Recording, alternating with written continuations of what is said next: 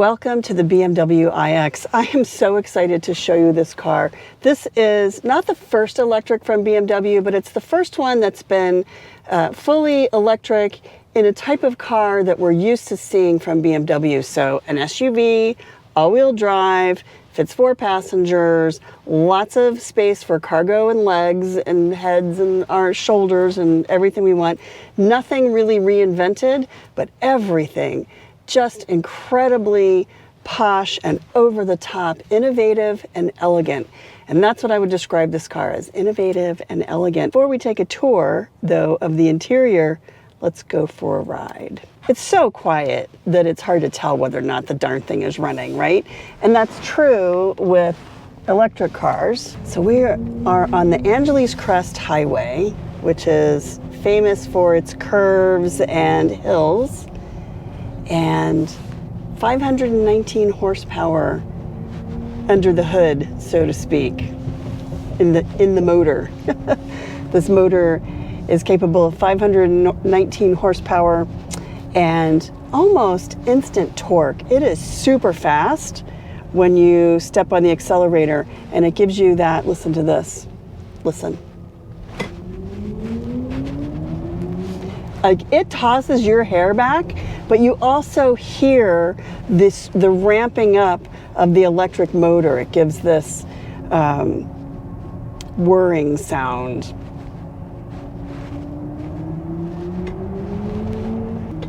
And it is fun to drive. If there's a great time to reinvent cars, the electric car revolution would probably be it. And that's probably what BMW's engineers were thinking when they designed this. This is the BMW iX. It is a full-size, full luxury, full everything you can think of in an electric car, plus about a million things that are super clever that I never would have thought of, and you probably wouldn't have too. I'm going to show you what is interesting and cool about this super luxury, all-electric SUV from BMW. It starts with this big grille. It's the kidney grille we're used to seeing on BMWs, except for it's flat. Instead of the louvers that we're used to seeing here, it's all flat. There are sensors in here and cameras in here, and of course there is the BMW badge up here. Now, many electric cars have a frunk up front, a front trunk. This one does not. In order to open this, you have to actually take it to your BMW dealer, but what it does have is a place to put your windshield washer fluid, which is super clever. It goes right there. That's where you put your windshield washer fluid. What a novel use of the badge, which notice that it is surrounded in blue. That is because this is electric. I think it would be green, but it's not. Also on the front of the BMW, you'll notice really slim lights, and then these panels down here, where again, you might normally have an air intake. This is where we have sensors. We don't need all that air intake because it's electric. This one has the oversized 20-inch wheels. I want you to notice this detail here though, these door handles. So the big story with electric cars are door handles that are flush with the car. This is how you open it, is you put your fingers in there and you just press this little panel and it pops open. To lock it, you just press that and it locks and it folds in your mirror. Back here, I want to show you this detail because this is one of my favorite things. I think BMW was so smart to do this. First of all, there's the iX badge there. This is the charge door, but check this out. There always are these two options for charging, these two charge ports. And you kind of have to look at the charge cord to see which one you're going to use, right? So which one fits? Well, this is the AC and this is the DC. And if you're only going to use AC, then you only have to open this part.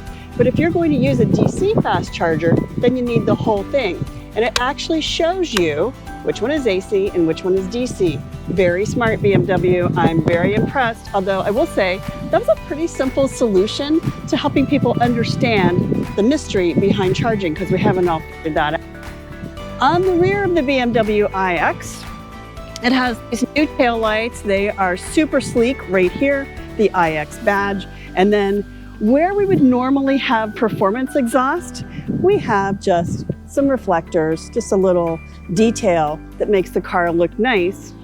Up here, we have our spoiler, windshield wiper, kind of standard stuff that you expect in a full-size SUV. So the trunk area is actually really large too. Come here, I want to show you.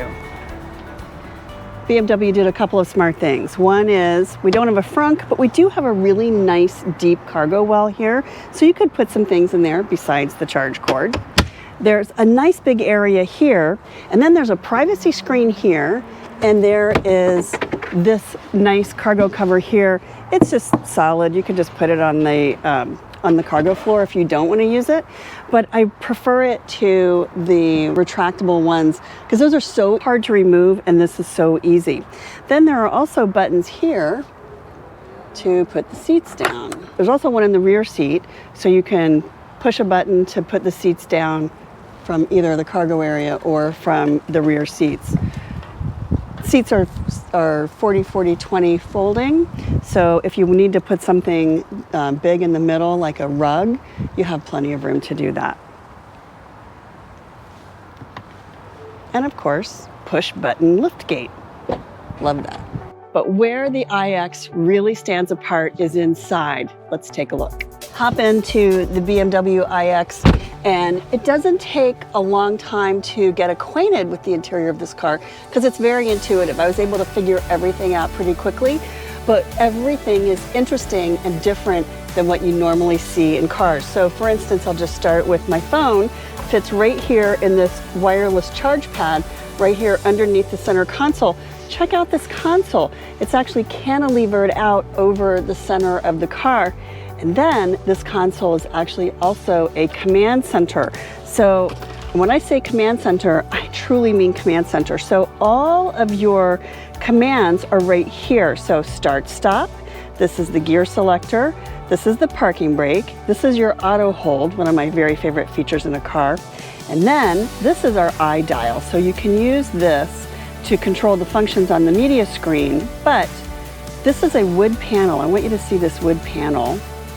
And underneath the wood panel it is laid over, I guess, some plastic that shows the different functions. So media, telephone navigation, home, and then this whole panel actually is touch sensitive. So I can just touch media and up come my media selections. I can touch parking and that comes up. I can raise or lower the height of the car by touching these, and here are my drive modes. It's so elegant, it's so sublime. I've never seen anything like it. And the fact that these functions are buried underneath this wood panel is really incredible. It's just, I've never seen anything like it. It's very cool. And I fell in love with the crystal of the iDial to begin with, and also the crystal on the gear selector and the crystal on the volume knob, which is right here. So BMW has had some fun with these systems lately. Now they're giving you jewelry. So it's not just tech fun, but it's also jewelry in your hand. But probably the one that I like the most is right here on the door panels. So right here on the door panels, these are your seat memory settings. And then these are the seat settings. So I can move the seat forward or back, up or down. We're used to this.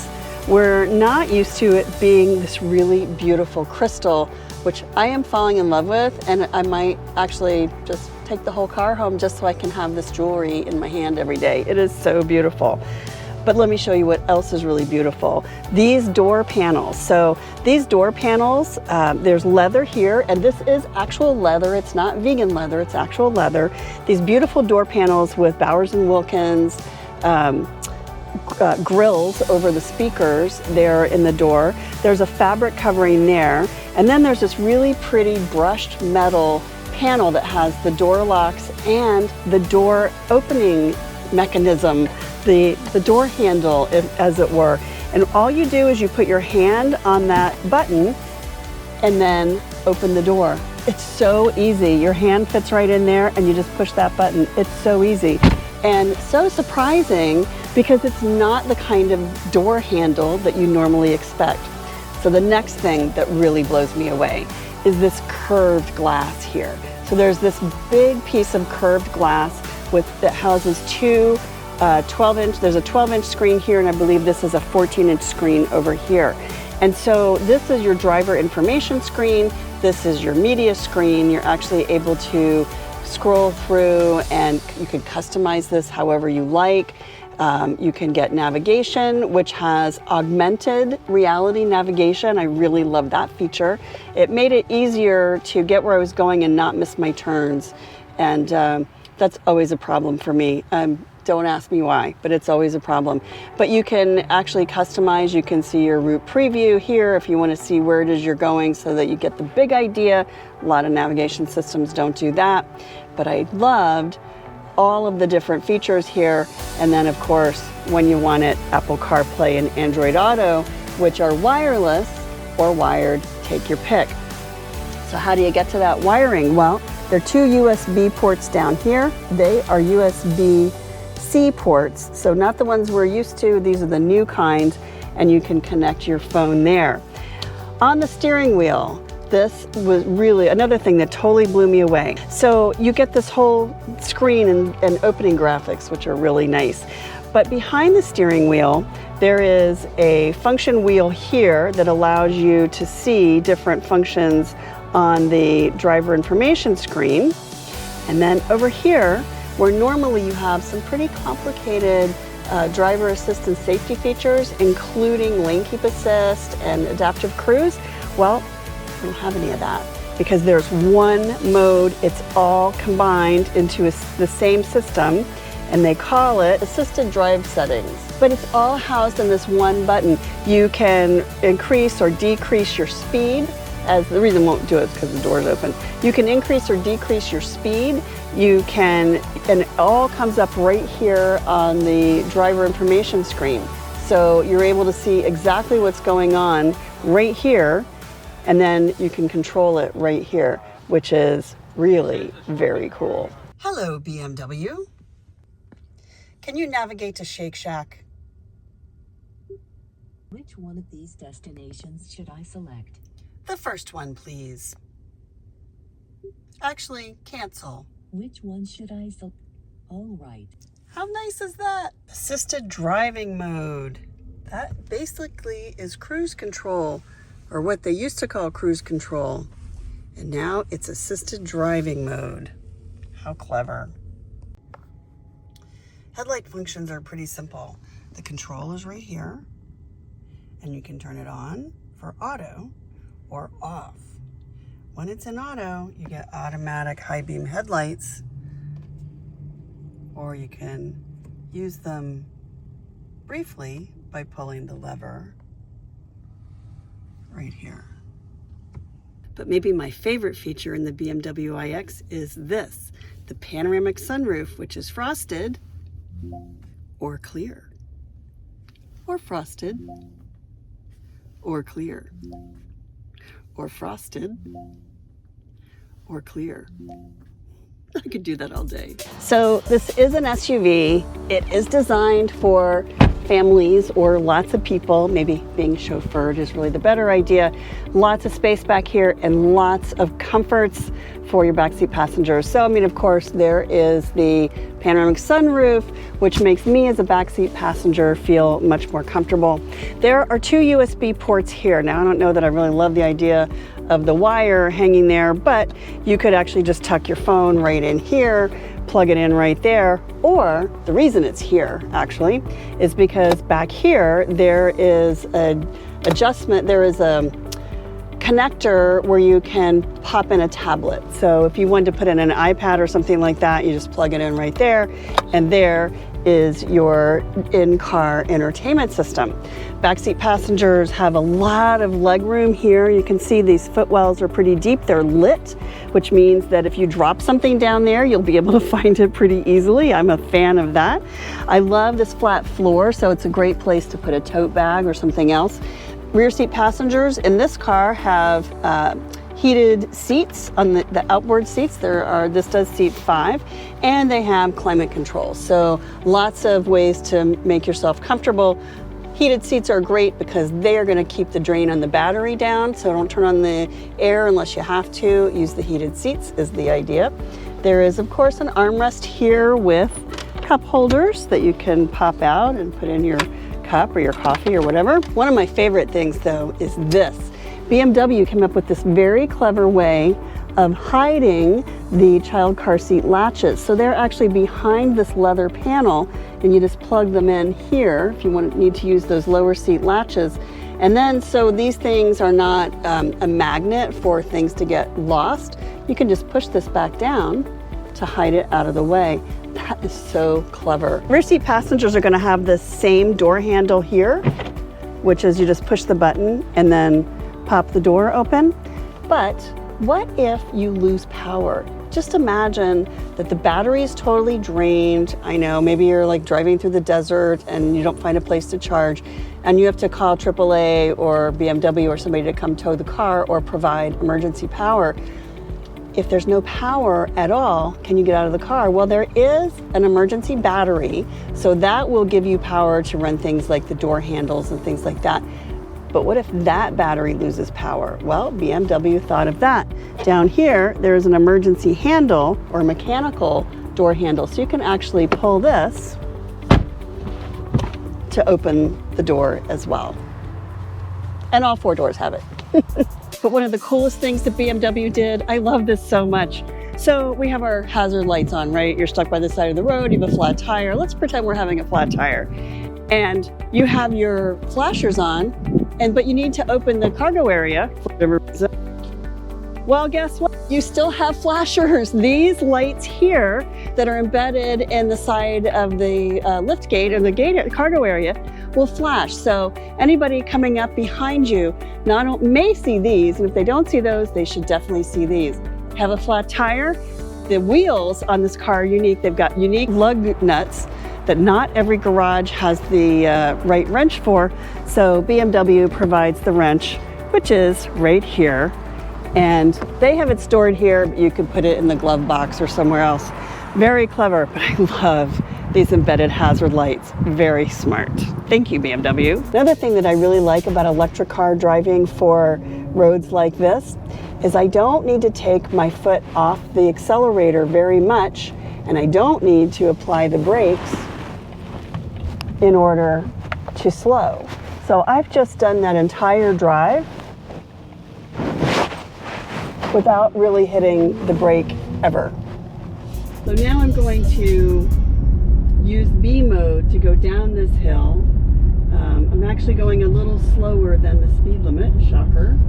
And the reason is because I want the car to regenerate some of that range that I just used. So we were at 221 a few minutes ago, we're at 238 now. 238 miles in the range coming down this hill.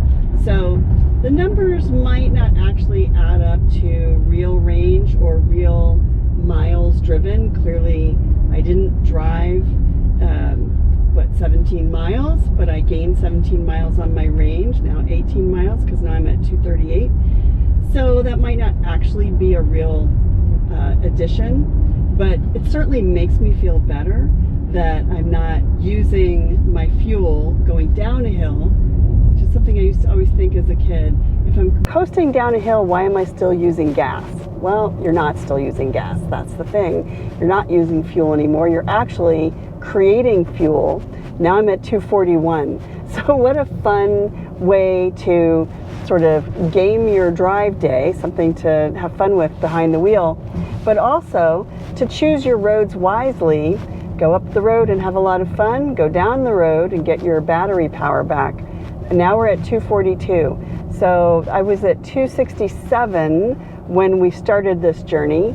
And so let's see where we end up when I get back on the highway.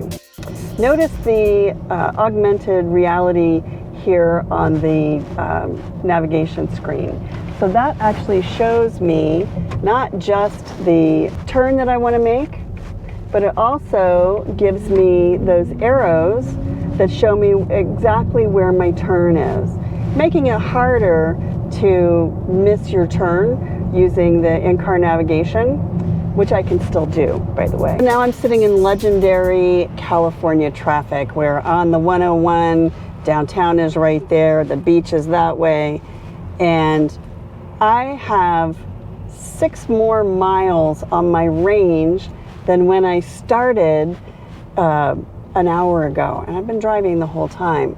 So I drove from Pasadena up to Angeles Crest, which was about a 12-mile drive, and then I drove about 5 miles on Angeles Crest, and then I drove down to Glendale, and the range went from 267 to 221, and then coming down the hill and back and sitting in this traffic using B mode, I'm at 272 miles on my range.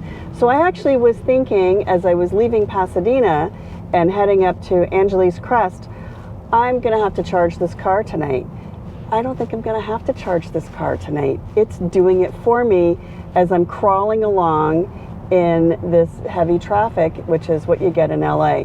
Which, by the way, I'm going 15 miles and it will only take me 19 minutes. So if you think about it that way, if slow crawling traffic is what you have to face, but it doesn't really take a whole lot of time, having a car that regenerates its power while you're going through this process is a pretty good deal.